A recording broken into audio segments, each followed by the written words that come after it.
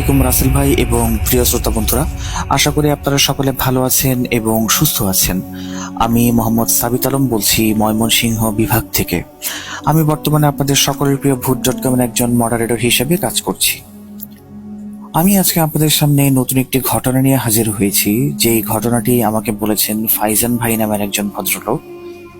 তো ফাইজান ভাই যখন আমাকে ঘটনাটি বলেছেন, উনি আমাকে এটা বলেছেন যে এই ঘটনাটি একটি বিয়ের সময়কালীন ঘটনা।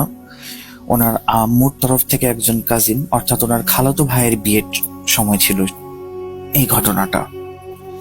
তো ওনাদের দুই ভাই আসলে কাজিন কম, মানে ভাই বেশি ছিল। ওনারা একজন আরেকজনকে এতটা বেশি আপন করে ভাবতেন। দুই ভাইয়ের মধ্যে খুব ভালো একটা সম্পর্ক ছিল।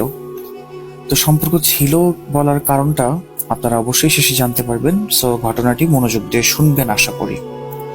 তো ফাইজান ভাই বলেন যে যখন ওনার কাজিনের বিয়ে ঠিক হয়, ওনাদের ইচ্ছা ছিল যে দুই কাজিনের একসাথেই বিয়ে ঠিক হবে এবং ওনারা একই দিনে বিয়ে করবেন। কিন্তু আসলে এটা হয় না, আল্লাহ তাআলার ইচ্ছা হয়তো অন্যরকম ছিল। তো ওনার খালাতো ভাইয়ের বিয়েটা আগে আগে ঠিক হয়ে যায়। তো ওনার খালাতো ভাইয়ের বিয়ে যখন ঠিক হয়, তখন ওনারা একটা রিসোর্টের মধ্যে একটা জায়গা, ওনারা ফুল একটা এনজয়মেন্ট বা ফুল ভাইবটাকে ধরে রাখার জন্য ভাড়া করে ফেলেন।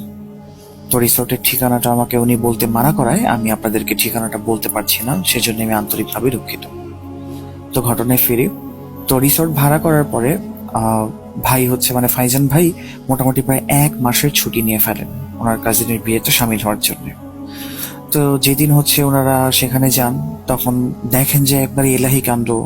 আশেপাশে এত সুন্দর লাইটনিং, তারপরে এত এত বিভিন্ন ধরনের প্লে প্রোগ্রামস, সুইমিং পুল, গান বাজনা, ক্রিকেট গ্রাউন্ড, তারপর সন্ধ্যের দিকে ছেলে মেয়ে মানুষের গানের প্রতিযোগিতা। মানে একটা বিয়েতে যতটুকু এনজয় করা যায় আর কি। এরপরে কাজিনদের হ্যাং আউট, মানে অনেক কিছুই, অনেক এলাহি ব্যাপার। তো মোটামুটি প্রথম দিন যখন সমস্ত প্রোগ্রাম শেষ করে ফাইজান ভাই রাতে শুতে আসেন, তখন ওনার জন্য একটা ইন্ডিভিজুয়াল রুম ব্যবস্থা করা হয়, যেহেতু উনি গেস্ট। তো উনি যখন রাতের বেলা শুয়ে থাকেন, ঘুমিয়ে গেলেন। উনি খুবই টায়ার্ড ছিলেন সারাদিন প্রোগ্রামের পরে। তো উনি যখন ঘুমাচ্ছিলেন, তখন উনি একটা স্বপ্ন দেখেন, খুবই অদ্ভুত একটা স্বপ্ন দেখেন। উনি দেখেন যে উনি নিজে বিছানায় ঘুমিয়ে আছেন এবং উনি আবার নিজেই বিছানার সামনে দাঁড়িয়ে আছেন, অর্থাৎ উনি নিজেকে ঘুমন্ত অবস্থায় দেখছেন। এবং এই স্বপ্নে দেখতে পাচ্ছেন যে ওনার আশেপাশে আরো কিছু ব্যক্তিবর্গ রয়েছে, যারা একে অপরের সাথে ফিস করে বলা বলি করছে যে এই ছেলে এখানে কি কারণে ঘুমাচ্ছে, এটা তো আমাদের রুম, ও কেন আমাদের রুমটা নিয়ে নিল, আমরা তো ওকে এই রুমে অ্যালাউ করবো না, আমরা চাই না ও এখানে থাকুক। তো তখন যেই ফাইজান ভাইটা দাঁড়িয়েছিলেন বেডের সামনে, উনি কি করলেন, পানির একটা গ্লাস দিলেন হাতে এবং ওনাকে ওঠানোর চেষ্টা করছিলেন, মানে নিজেকেই নিজে ওঠানোর চেষ্টা করছেন যে ঘুম থেকে ওঠো, তোমার আশেপাশে লোকজন আছে, ঘুম থেকে ওঠো। যখন উনি উঠছেন না, তখন যে ফাইজান ভাই বেডের সামনে দাঁড়িয়েছিলেন, উনি পানির গ্লাসটা ঘুমন্ত ফাইজান ভাইয়ের উপরে একেবারে ঢেলে দেন এবং ওই টাইমে ওনার ঘুমটা ভেঙে যায়। তো আমি লিসেনারদের বোঝার সুবিধার্থে আরেকটু সুন্দর করে বলি বিষয়টা, যে ফাইজান ভাই যে ড্রিমটা দেখছিলেন, সেই ড্রিমের ভেতরে উনি নিজেকেই নিজে দেখছিলেন এবং নিজের দুইটা অবয়ব দেখছিলেন, যেখানে একজন ঘুমাচ্ছিলেন এবং একজন নিজেকেই দেখছিলেন।